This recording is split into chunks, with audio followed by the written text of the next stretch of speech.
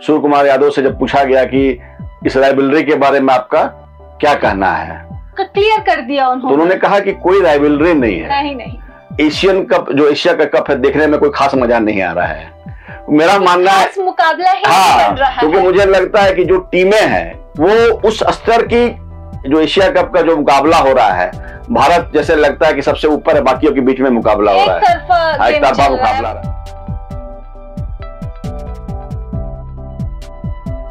Asia cup 2025 और भारत का जीत का चौका, लेकिन जीत के चौके से भी ज्यादा जरूरी बात रही भारत का प्रतिद्वंदी। बात कर रहे हैं हम भारत पाकिस्तान के मुकाबले की, जहां भारत ने 6 विकेट से ये मैच जीत लिया। लेकिन मैच में कई ऐसे हाइलाइट्स बिंदु रहे और कई ऐसी स्ट्रेटजीज रही जिस पर बात अभी भी बाकी है। तमाम चर्चाओं के लिए आज हमारे साथ प्रभात खबर के वाइस प्रेसिडेंट विजय बहादुर जी मौजूद है। सर, सबसे पहले आपका स्वागत है इस चर्चा में। और लगातार आप हमारे साथ जुड़ते हैं, क्रिकेट पर अपने ज्ञान को लोगों के साथ साझा करते बताते हैं कि भाई किस स्ट्रेटजी के साथ जो है भारत मैच जीत सकता है और कहाँ गलती रह गई। लेकिन यहाँ पर स्ट्रेटजी के अलावा जो मैंने भी कहा कि हाईलाइट पॉइंट्स जो है वो सबसे ज्यादा रहा, तो पूरे मैच को आप अगर 2-3 शब्दों में बयां करना चाहे तो वो क्या आप कहेंगे पूरे मैच के बारे में? देखिए, देखो, सबसे पहले तो मैं बताऊं कि कुछ दिनों पहले जब एशिया कप शुरू होने से पहले एक वीडियो हम लोगों ने किया था, तो उस वीडियो में एक राइवलरी के बारे में पूछा गया था कि अमूमन हम मानते हैं कि भारत पाकिस्तान जब किसी में आपस में खेलती है तो एक राइवलरी होता है।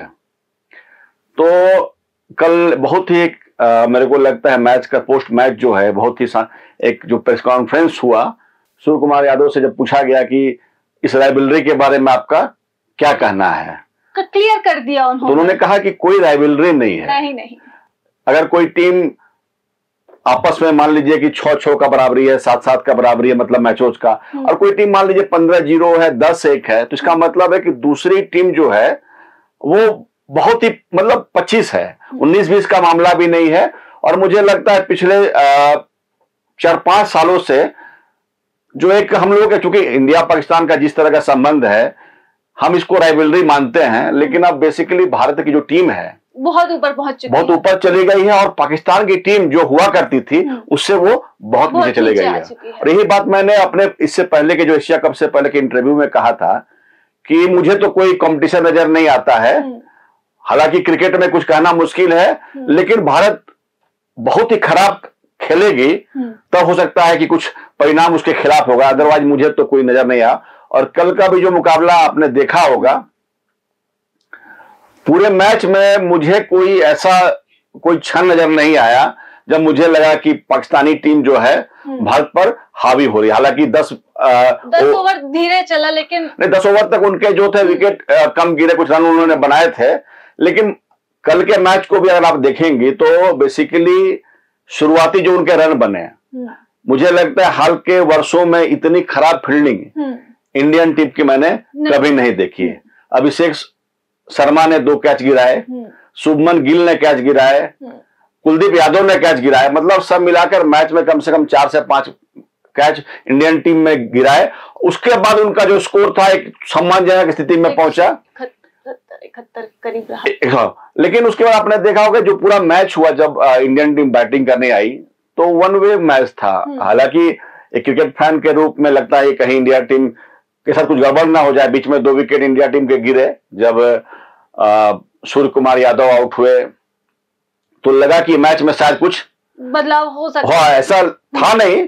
और उसके बाद आपने देखा होगा पूरा का पूरा मैच जो है बेसिकली एक तरफा मैच था।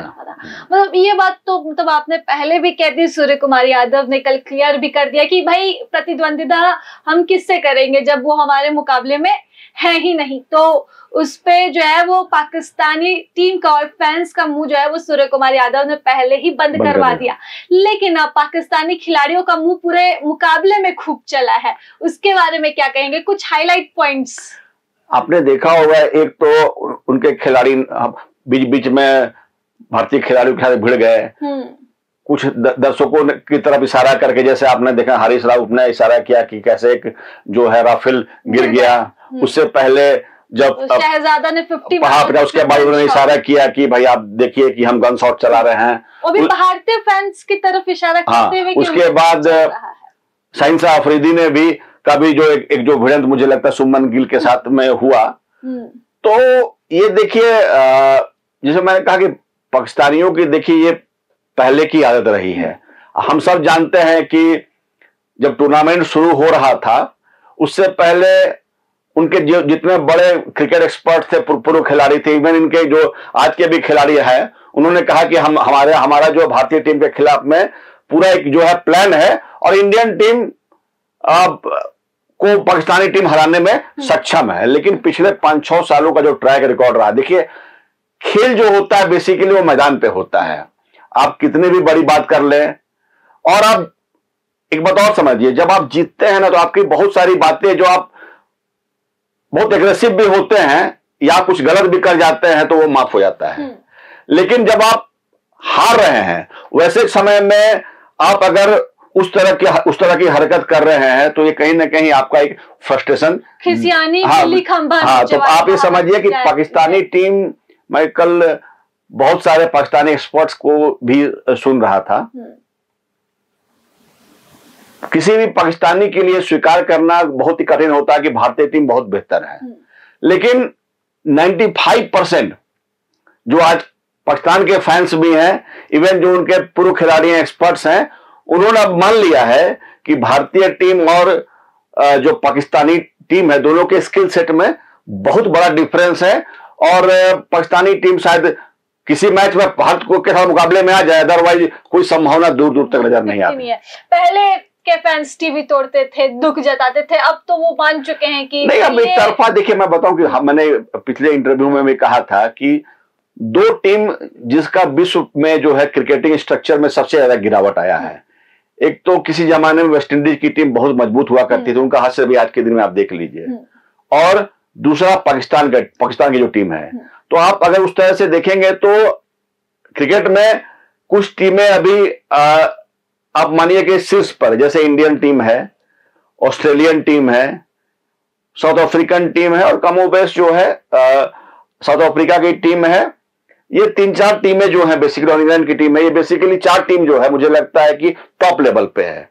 उसके बाद जो सेकेंड लेवल पे है, जो पाकिस्तान की टीम कल किसी जमाने में बेहतर हुआ करती थी, आज उनका मुकाबला मुझे लगता है वो जब श्रीलंका के साथ खेलते हैं, बांग्लादेश के साथ खेलते हैं, ओमान के साथ खेलते हैं, तब मुझे लगता है कि वो कॉम्पिटिटिव होते हैं। ऐसे बाकी टीम ना, अब वो मुझे तो वो मद्दा नजर नहीं आता। इवन मैं बताऊं, मतलब किसी भी फील्ड में नहीं।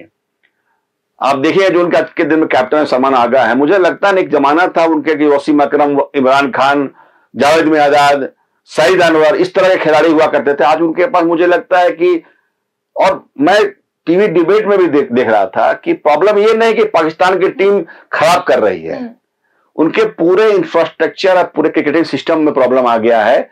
उनके पास आज के दिन, किसी जमाने में हम मानते थे कि विश्व में सबसे ज्यादा टैलेंटेड खिलाड़ी कम से कम बॉलिंग में पाकिस्तान में है, लेकिन आज के दिन में आज उनके पास मान लीजिए जो 11 खिलाड़ी खेल रहे हैं, 15 खिलाड़ी जो टीम में है, आज ये उनके पास डिबेट है कि ठीक है ये टीम मान लीजिए हार गई, इनको रिप्लेस करना है, तो रिप्लेसमेंट क्या है? उनके पास रिप्लेसमेंट तक की कमी आ गई। इसका मतलब उनका पूरा क्रिकेटिंग जो स्ट्रक्चर है कहीं ना कहीं ध्वस्त हो गया है।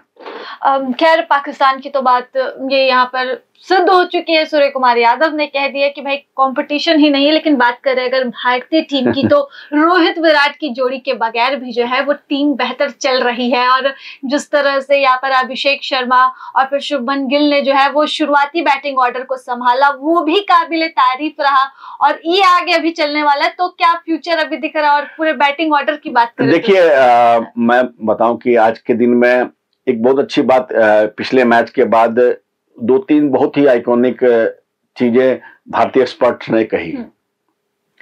सूर्य गावस्कर ने अपने इंटरव्यू में कहा कि आज 1960 के आसपास में मैं अपने घर से बेबरॉन स्टेडियम हनीफ मोहम्मद को देखने के लिए जाता था, और आज की इस पाकिस्तानी टीम को अगर देखकर लगता है जैसे उन्होंने एक शब्द का इस्तेमाल किया, पोपटबाजी, उस टीम का नाम दिया कि पोपटबाजी वाली टीम लग रही है।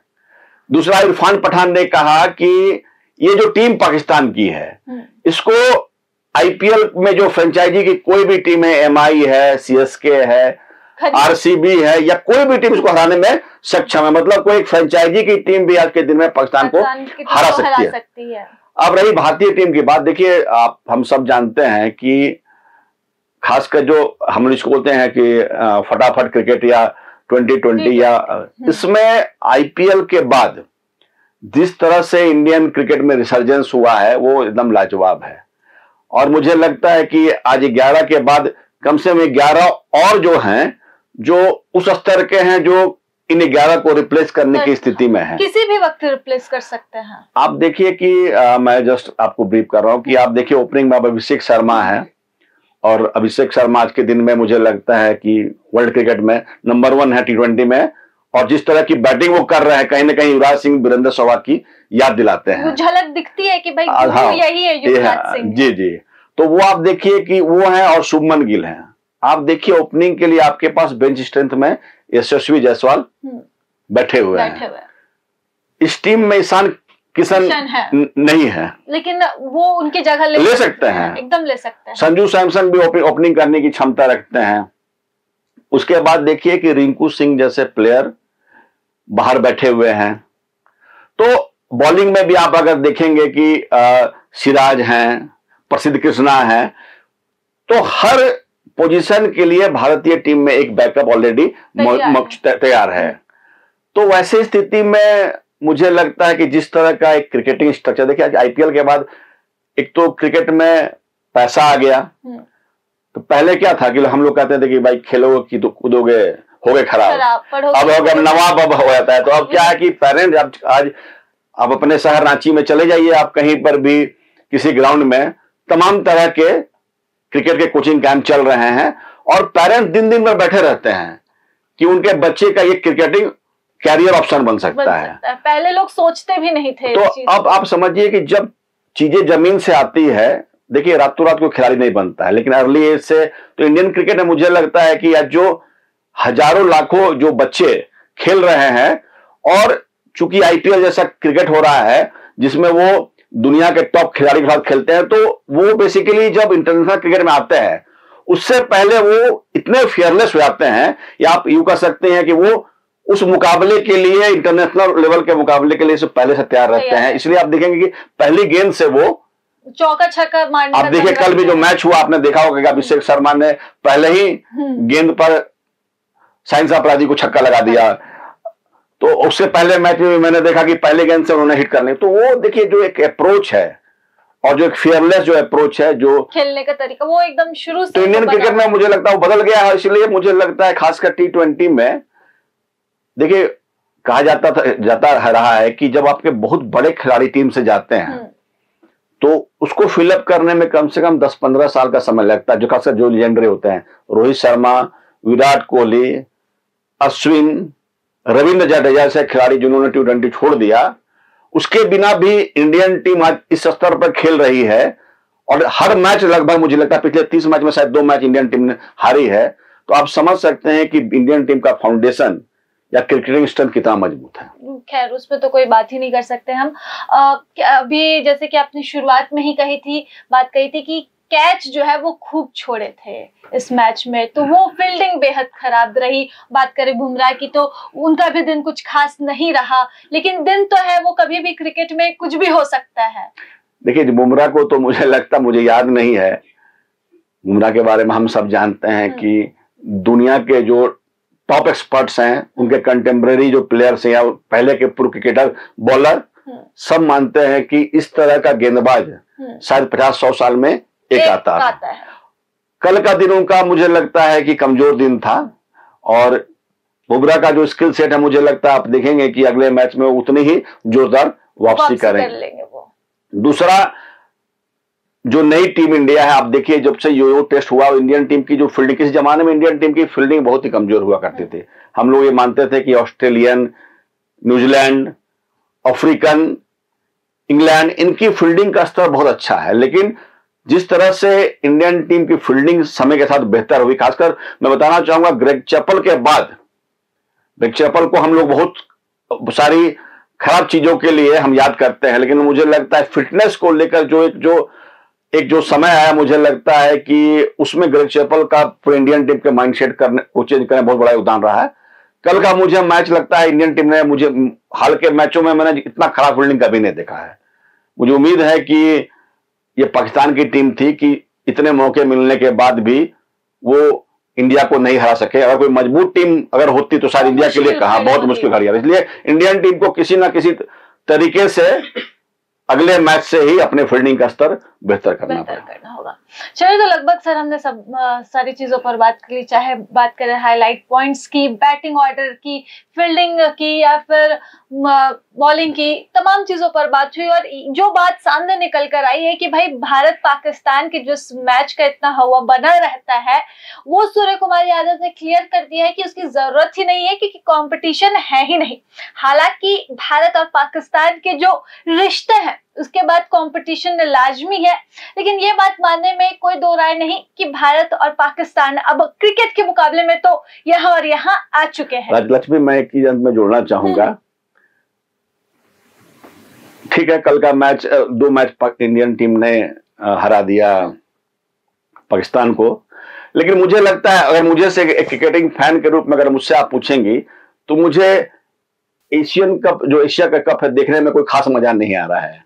मेरा मानना है मुकाबला ही हाँ, बन रहा है। क्योंकि मुझे लगता है कि जो टीमें हैं वो उस स्तर की, किसी खास दिन में हो सकता है वो इंडियन टीम को हरा दे, वो अलग विषय हो सकता है, लेकिन पाकिस्तान हो, अफगानिस्तान हो, बांग्लादेश हो, श्रीलंका हो या ओमान हो, इस तरह की टीमें, मुझे लगता है कि जो एशिया कप का जो मुकाबला हो रहा है, भारत जैसे लगता है कि सबसे ऊपर है, बाकियों के बीच में मुकाबला हो रहा है, एक तरफा मुकाबला रहा है, 4 मैच ऑलरेडी। और मुझे पूरी उम्मीद है कि जो फाइनल भी होगा वो भारत के ही हक में। क्रिकेट प्रेमी के रूप में मुझे बहुत खुशी हुई कि टीम इंडिया जीत रही है, लेकिन एक क्रिकेट देखने वाले के रूप में मुझे थोड़ा निराश भी करता है कि मैच जो है टसल वाला मैच नहीं हो पा रहा है। हाँ, वो मुकाबला नहीं बन पा रहा। पिछले मुकाबले की बात करें तो फैंस थोड़े से चिंतित जरूर हुए जो मुकाबला हुआ था ओमान के साथ, लेकिन भारत टीम ने जो है वो संभाल लिया। चिंता देखिए कुछ नहीं था, आपने देखा होगा कि इंडियन टीम ने उसको पूरे एक्सपेरिमेंटेशन के तरह लिया। सूर्य कुमार आप देखिए वो सबसे एक्सपेरिमेंट, एक तो उन्होंने टीम बदली, दूसरा आपने देखा होगा कि उन्होंने सबको आगे मौका दिया, बॉलिंग ऑर्डर चेंज किया,